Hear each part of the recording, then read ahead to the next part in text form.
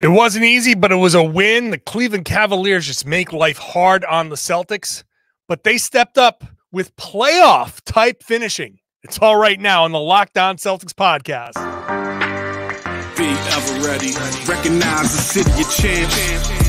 Boston, baby, we do what you can't. Locked on number 18, Tatum and Brown, J-team, step back.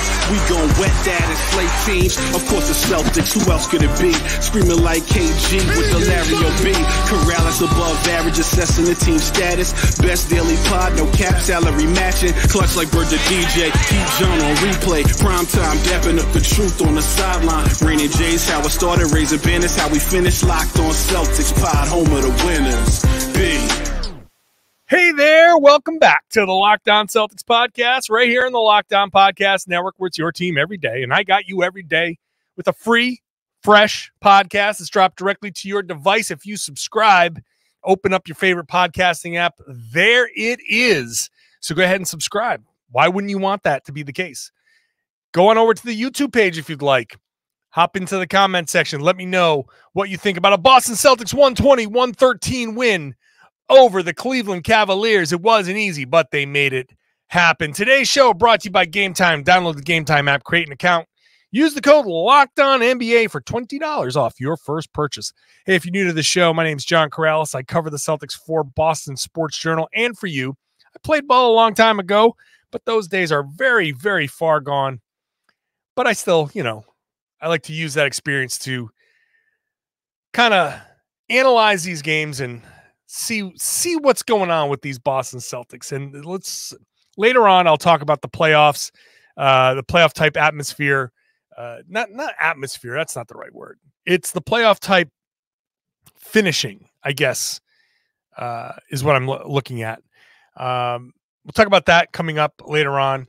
And let me start with, it's just a tough, gritty win. This is the Celtics started off terribly, right? They started off down 18-4, down as many as 15.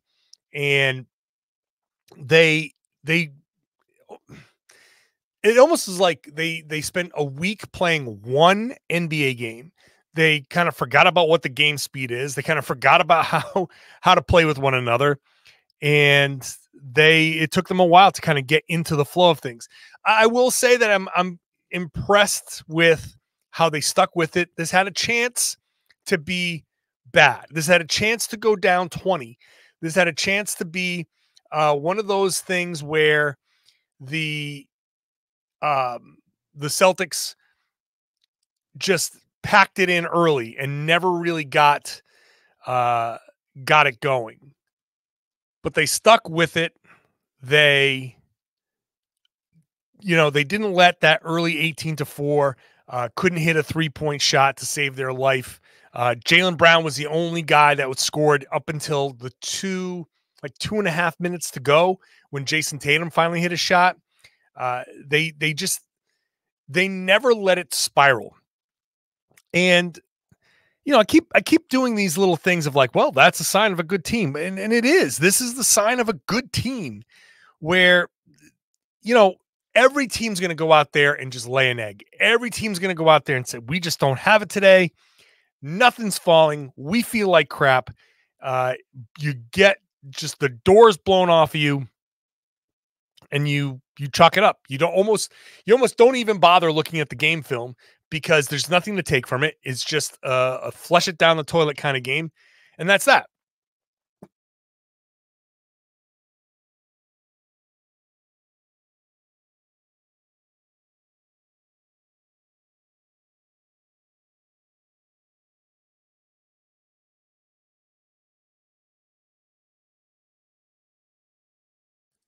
Sorry, a little bit of an internet problem there. The point of no return, right? That point where things are so far gone that your bad start, your bad first quarter turns into a bad second quarter. No, the Celtics just kept going, kept sticking with it. Finished the first quarter, after it was 18-4, finish the first quarter. So you're only down 10 after the first quarter. Get into that second quarter, get into the bench. Peyton Pritchard comes in and gives them good minutes. Sam Hauser comes in, gives them good minutes. Al Horford. And then you start to get to Jayson Tatum getting going. You get to Derrick White. I think one of my favorite things is to talk about clutch baskets, not in the fourth quarter. We know that clutch is, the last 5 minutes of a close game and all of that, crunch time. But to me, clutch baskets happen throughout the game, and the stretch in the second quarter where Derrick White hit 3 straight buckets to make it a 2-point game. So it was a personal. It wasn't a 9-0 run. It was a 9-2 run. Whatever it was, the 3 straight threes all of a sudden take that game that was 18-4, and now it's a 2-point game. And now we're into anything, it goes either way the rest of the way. When you're in the second quarter, you've come back, you've erased that first quarter deficit, and the shots are starting to fall. The confidence is there. And that's a big deal to me, because the clutch buckets that happen early on are just as important as the ones that hit in the fourth quarter. If Derrick White doesn't hit those baskets and the Cavaliers kind of extend their lead, that's another spot where maybe it's very easy to pack it in and just chalk it up. This team doesn't have pack it in. This team doesn't have chalk it up right now. We haven't seen it yet. Maybe there's a game or two in there in this season that'll happen, but between Jayson Tatum, Jaylen Brown, Derrick White, Jrue Holiday, Kristaps Porzingis, Al Horford, Sam Hauser, Peyton Pritchard, one of those guys is going to be like, you know what? Not today, Satan. I'm not going to let this happen. It's easy to follow the lead of Jayson Tatum and Jaylen Brown and say, if those two guys, and Jaylen Brown had it going early, so let me be accurate there. But if for some reason those two guys don't have it going early and they go, oh, so frustrated, I don't feel like playing today, guys like Holiday and White and Porzingis don't have to be like, well, if they're not playing hard, we're not playing hard. No, those guys are all like super confident, high-level NBA players. Porzingis would be like, you know what? No, I'm going to keep on going. If you guys don't have it, don't worry. The rest of us can take care of it. And if you guys want to wake up and catch up later, that's fine. And throughout the game, at different points, different guys are going to step up and kind of hold things down and keep the game close. When a game like this first quarter like this happens, all you can do is just keep the game close, see if you can find your rhythm. And the Celtics found it. They found it pretty quickly in the second quarter. They almost had a halftime lead. It was only, 1 at halftime? So, and then in the second half, the Celtics won the second half. They won the fourth quarter. They only held the Cavaliers to only 21 points in the fourth quarter, while scoring 27 of their own. It's just a nice kind of, once that initial wave happened, they rolled with it, they stuck with it, and they kept on going. So it's impressive. I'm impressed with that. This is, as Joe Mazzulla said after the game, there's a lot of the stuff we talk about, it's perception. Was this supposed to be easy? The Celtics were favored by 11.5 for some odd reason. Maybe people were a little overzealous. The bettors were a little overzealous. No Evan Mobley coming in on a back-to-back. They thought the Cavs might just say, we'll sacrifice this one. We'll go for the split and take the next one. I don't know what it was, but I never believed 11.5. The Celtics won by 7, and that was about right. The Cavs are a tough team, even without Mobley. Lots of length, shooting. They're not overall as a team hitting a ton of 3-pointers to start the season, but Donovan Mitchell can hit. Obviously, Max Strus can hit. They proved that tonight. Darius Garland has been a good 3-point shooter. He's a little bit off to start this season, but he went 4 of 8. That's not a surprise. They do have guys on the team that can hit 3-pointers, and they hit them. So I never expected the Cavs to just come in and roll over. This is a tough team. This is a tough team. And Joe Mazzulla said, this is a top 6 team in the East. What do you want? What do you want the Celtics to do? Come in, just start rolling everybody by 30? Be like, oh, the Cavs, they're only 6th. Yeah, they're 6th. They're firmly in the playoff picture. They're not a play-in team. They're in there as the 6th seed, the current 6th seed, with plenty of time to get better, get healthy, and to make a move. Now they're about 9th, but they're 5 games out of 1st. They're 1 game out of 6th after tonight. They're 3 games out of 4th. They're only the Sixers are 15-7. The Cavs are 13-11. So the whole point is, this is still a really good team. And despite their struggles early on, and despite some of the issues that they're dealing with, that's a tough team and a tough matchup for the Celtics. I'll continue this conversation.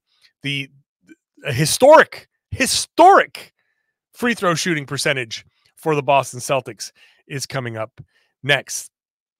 Today's show brought to you by our good friends at eBay Motors. eBay Motors is teamed up with the Locked On Fantasy Basketball podcast and Josh Lloyd to bring you some of the best fantasy picks each week, all season long. So whether you're prepping for a daily draft or scouting the waiver wire, every week we're going to provide you players that are guaranteed to fit your roster. So here it is. This week's eBay's Guaranteed Fit Fantasy Picks of the Week. Here's what Josh has for us. Jonathan Kuminga, which is a bit of a out of left field pick, but Kuminga has stepped up in the last couple of games with the Warriors really struggling. And after Draymond Green, probably going to miss a few games with the suspension, Kuminga might not be a bad pick to get some playing time there. Oscar Thompson, Keontae George, Dante Exum are some other choices there. And Isaiah Hartenstein in New York. Mitchell Robinson's out for 8 to 10 weeks. Hartenstein is a guy that Josh is looking to.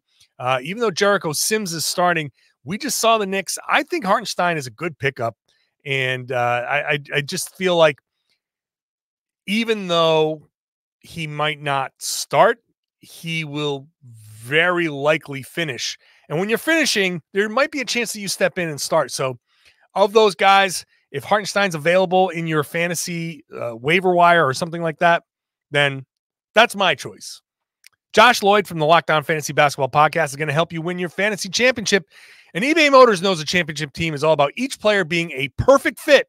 It's the same with your vehicle. And they've got over 122 million parts for your number one ride or die, so you can make sure your ride stays running smoothly. From brake kits, LED headlights, a roof rack, bumpers, whatever your baby needs, eBay Motors has it. And with eBay's Guaranteed Fit, it's guaranteed to fit your ride the first time, every time, or your money back. At these prices, you're burning rubber, not cash. Keep your ride or die alive at ebaymotors.com. eBay Guaranteed Fit is only available to U.S. customers. Eligible items only. Exclusions apply. Thank you for making Locked On Celtics your first listen every day. Go check out the coolest thing on YouTube, if I do say so myself. Locked On Sports Today. Locked On Sports Today is the first ever national sports 24/7 streaming channel on YouTube. So go turn it on, leave it on in the background and just listen.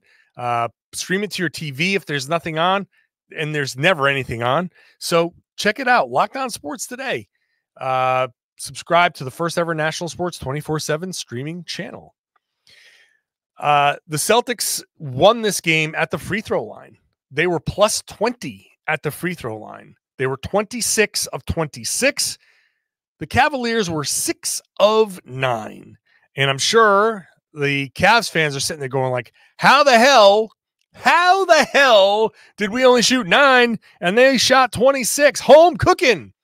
I don't know. I didn't see that. I didn't see any real issues there. I thought the Cavs, I don't know. I just feel like the Cavs didn't get fouled. I don't know what to tell you. I will tell you that the Celtics free throw percentage has been a little bit iffy so far this season. 26 for 26. I said historic when I before the break, and it was just the 5th time in the shot clock era that the Celtics went 26 for 26 or better from the free throw line in a single game.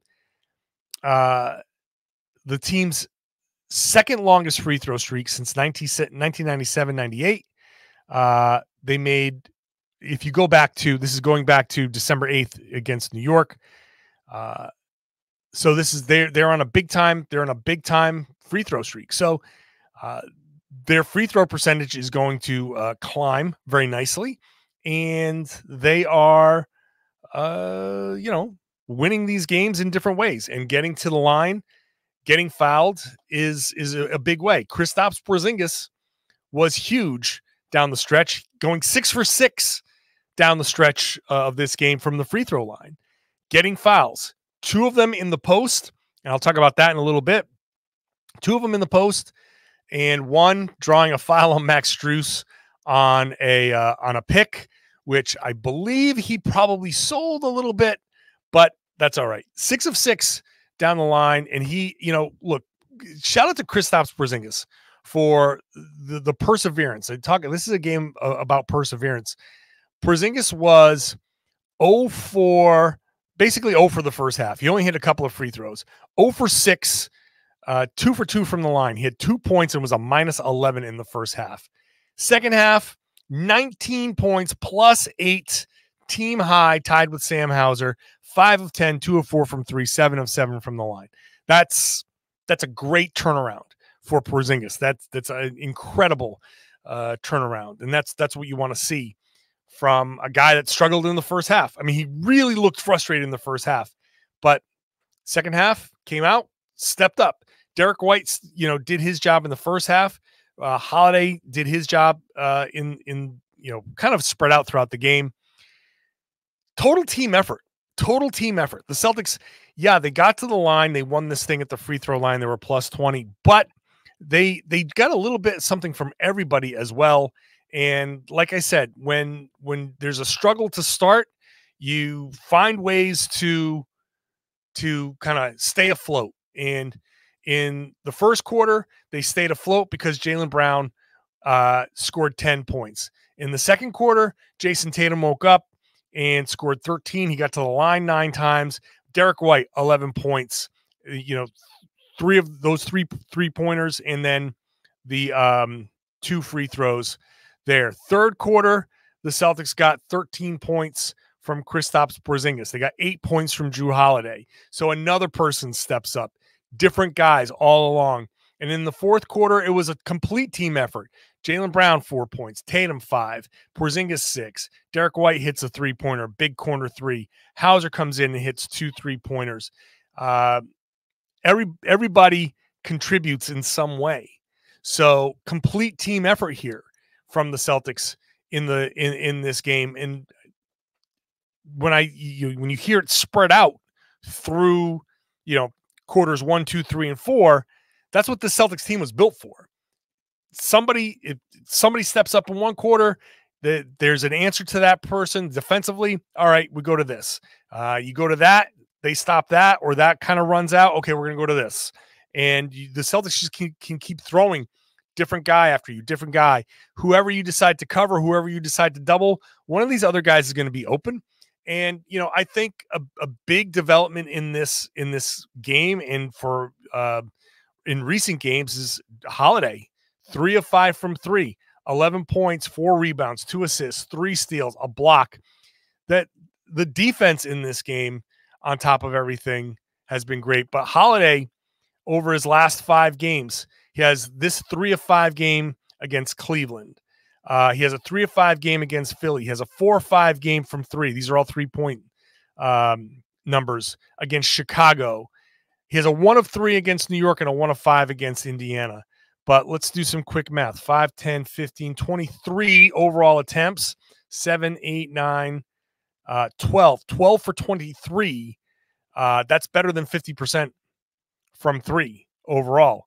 I can do the math. 12 of 24 is 50%. So 12 for 23 is a little over 50%. That's pretty good. Holiday has been struggling to start the season. To have him come out and find his range is a big, big deal. So, but defensively, the Celtics, big time numbers as well in the second half and the fourth quarter, especially. But everybody had a steal except for Tatum, Sam Hauser, and Luke Cornett. Everybody had a block except for Sam Hauser, Al Horford, and Luke Cornett. So those the defensive numbers, and especially in that fourth quarter where the Celtics did a great job. Donovan Mitchell, 1 of 3, did not do anything in the fourth quarter. He's Mr. Fourth Quarter. Like he prides himself in being big in fourth quarters. Celtics took the ball out of his hands and said, somebody else do it. I thought Karis LeVert might be doing it to start, but he tailed off. Darius Garland couldn't do it. And I think the entire Cavs on a back-to-back kind of tailed off. Fourth quarter, 21 points. They shot 9 of 21, just 3 of 10 from 3. They only got to the line once. The Celtics, 26 points. They shot 4 of 10 from 3. They were perfectly 8 of 8 from the line. Fourth quarter execution. That fourth quarter execution was very playoff level. I broke that down for Boston Sports Journal. I'm going to break it down for you in just a second. Today's show brought to you by Game Time.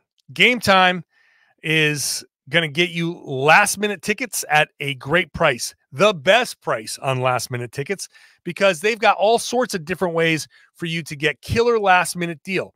You get all-in pricing. So when you see a price, that's what you pay. You get views from your seat. So when you look at the venue, you can see this is what I'm going to be looking at when I get there. And they have a best price guarantee, which means if you find tickets in the same section or row for less, Game Time will credit you 110% of the difference. Game Time takes the guesswork out of buying tickets. All you got to do is go to download the Game Time app, use the code LOCKEDONNBA. You'll get $20 off your first purchase. Game Time app on your app store. Use the code LOCKEDONNBA, LOCKED on NBA. You could use it for anything. Celtics tickets, if you said, oh, I decided now I want to go see them play this week. Maybe you want to go see them play against Orlando. Maybe you said, oh, wow, let's take the family on Sunday. I didn't realize it was a 3 o'clock game or 3:30.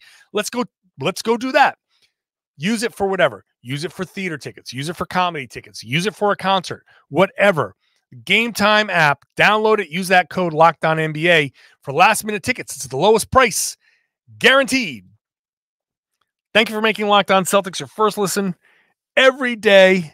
Go check out Locked On NBA. I usually do the Wednesday show, but because of the Celtics, I didn't do the Wednesday show today, but Jake Madison did. And that's just a great show. I love it. I listen to it when I'm not hosting because the rotating hosts all week long are great. It's a great way to cover the league. And I'm sure they will be covering the Draymond Green mess. Oh my God. Like, what the hell is Draymond Green doing? Like, pardon me for taking this NBA aside, but like, is Draymond Green okay? Like, I'm actually concerned for Draymond Green because the ways he's acting out are outrageous. If you haven't seen the video of him just clocking Yusuf Nurkic, go check that out and go check out Locked On NBA. They'll be talking about it for sure. I'm talking about the Celtics and their 120-113 win and their playoff fourth quarters. Now, if you are a Boston Sports Journal subscriber, you can go check out my piece called Breaking Down the Playoff Type Wrinkles the Celtics used to close out the Cavs. I would recommend you going to subscribe there. Whatever I talk about in the podcast, it's like supplemented over there. So some of the topics overlap, but because it's written, I can like show you things. I can use highlights and all of that. And so I can't do some of that here, but I can kind of give you the gist because I think it's important.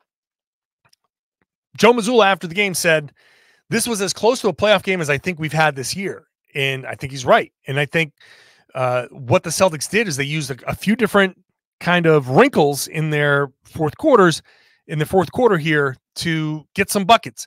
The fourth quarter, as we heard Jayson Tatum on point forward with Andre Iguodala, the fourth quarter is about buckets. You got to score baskets. You got to make baskets. You got to score points in the fourth quarter. The first 3 quarters, You're about setting things up and getting your driving kicks and getting all this other stuff. Fourth quarter is make baskets, whether they're threes or twos or layups or whatever. As long as you make them, you're good. And the Celtics found different ways to make them. One way, and I love this way, it's Sam Hauser as the screener. They use a thing called a Spain pick and roll. Now, if you can picture in your head, if you don't know the Spain pick and roll, it's very simple. Don't do this if you're driving. Focus on the road. But when you get to work, picture a pick and roll, right? Ball handler at the top, the big comes up and sets a pick. Well, what makes a Spain pick and roll a Spain pick and roll is behind the big, there's another player, often a shooter, who comes in and sets a pick on the big, the defensive big. So in this scenario, Cleveland is in a drop coverage because Tristan Thompson is out there, and he's just in drop coverage. He can't do anything besides drop coverage. So they run pick and roll. Peyton Pritchard takes the ball, gets the pick from Luke Cornett, drives left. Luke Cornett rolls, and there's Sam Hauser hitting Tristan Thompson with a pick, forcing Darius Garland, who's guarding Sam Hauser, to kind of pick up the roll, the drop action, right? Somebody's got to step up and protect the rim, and Garland's like, oh, well, I'm going to go do this now. Meanwhile, Sam Hauser's like, yeah, good, you go do that. I'm going to go pop out to three. I'm going to hit a three-pointer in your face when you try to close out, which he does. That's a very effective thing. And using Hauser as a screener in that way is a great little wrinkle against this coverage to make sure that Hauser gets an opportunity to hit a shot. The Celtics were down 3 when they ran that play. Later on, they were tied at 101 when he comes up. The Cavs are blitzing Jaylen Brown. So they want to get the ball out of Jaylen Brown's hands or force a turnover. Jaylen, to his credit, gets off the ball quickly. The Celtics say, okay, you're blitzing him? No problem. We're not going to send a big. We've got Luke Cornett on the floor. We're not going to send him up there because he's not going to hit an above the break three. We're going to send Sam Hauser to set the pick. You want to blitz and leave Sam Hauser? Fine. Jaylen Brown reads it, sees it, kicks it over to Sam Hauser. Money, three-pointer. And credit to Jaylen for seeing it quickly, not trying to do too much, getting off the ball. Jaylen had a really, really good game here. Turned his ankle. Not turned his ankle. He hurt his ankle somehow on a weird landing, missing a dunk, or I'm not even sure what the hell he was trying to do on that play. But regardless, great play from Jaylen Brown to just get off the ball quickly, see it, super easy pass, super easy shot, boom, that's a bucket. Using Sam Hauser as a screener, chef's kiss. Mwah. The other thing the Celtics did is got post-ups. And when they got Kristaps Porzingis, they said, in the fourth quarter, when we need a bucket, when we need points, this is why we got this guy. In the fourth quarter of these close games, we can go to the post-up as a way to get ourselves easy buckets. Well, what do? Tied at 104. Jayson Tatum dribbles into a post-up. They run a pick and roll. He gets Max Strus on the switch, I believe, and he takes him into the post. And it's different. It's different to see these guys dribbling into their post-ups, but he gets them into the post, takes a little fadeaway, nice, easy, kind of Dirk Nowitzki type of fadeaway. Very simple shot, very easy shot, but get to a comfortable spot. Take the easy shot there as I choke on my words. Take the easy shot. Take the higher percentage shot. Don't worry about pulling up from three. Get closer. Get a little closer. Take the higher percentage shot. Make it. Go down. Play defense. That's great. Porzingis gets into the post twice. Once against Jared Allen. Once against Max Strus. Gets himself to the free throw line. Backing him down. Drawing the foul. That's how Porzingis, like he specifically when he posts up does the big swooping kind of thing and is always in position to draw the foul. He, like I said, was 6 of 6 from the line in the fourth quarter. That's a big deal. The Celtics, it was tied at 106, and the Celtics went on a 9-0 run. 6 of those points were Porzingis free throws, and he got those in the post. And then defensively, he was out there challenging. The Celtics were blitzing. They were getting the ball out of Donovan Mitchell's hands, and Porzingis was out there kind of hounding guards on the perimeter, not in drop, out there just kind of really making it difficult. And all of that stuff is all playoff type of performances, playoff type of decisions. Good decisions from the Celtics, good decisions from Joe Mazzulla. Let's give the guy the coaching credit that he deserves. Those are adjustments. Those are things that the Celtics needed to do. And it's important to use these wrinkles when you can, because they're going to be used in the playoffs. And if a team sees Sam Hauser setting a pick and is like, oh, no, we gotta be careful about that, then you're not going to blitz Jaylen Brown. That could be a very effective way to stop teams from blitzing Jaylen Brown, right? Like, you don't blitz off of a shooter like that because he's going to make you pay. So sending guards to go set screens on a guy that maybe is a little iffy with the ball and could be a threat to turn it over on a double team, you send Hauser, you send Derrick White, you send Jrue Holiday, right? You send a guy that has the potential to burn you if you blitz. So good stuff all the way around. Tough game, good win. Now we'll see how Thursday goes, because they're playing the Cavs again. It's 2 games against the Cavs, 2 games against the Orlando Magic, and we talked about it yesterday. So it's a tough stretch, but a good win, an impressive win from the Celtics. So thank you for listening, everybody. I really appreciate you sticking around. These post-game podcasts are super, super late. It's almost 4 a.m. here, but they're here for you when you wake up ready to go. So make sure you're subscribed wherever you get your podcasts. And you everydayers, the people who come up to me at the Garden, who come to say hi and profess their love for the show and listening to it every day, Monday through Friday. Now, there's a dude that came up to me, and he said he and his roommates listen every day. And this was, what was the name of the street? Bruckner, something B. If you're 4 dudes in Boston who live on a street that starts with a B, this is a shout out to you. So thank you for listening. Now share the podcast, spread the word, tell your friends, tell your family that they should be listening to and watching the Locked On Celtics podcast right here on the Locked On Podcast Network. It's your team every day.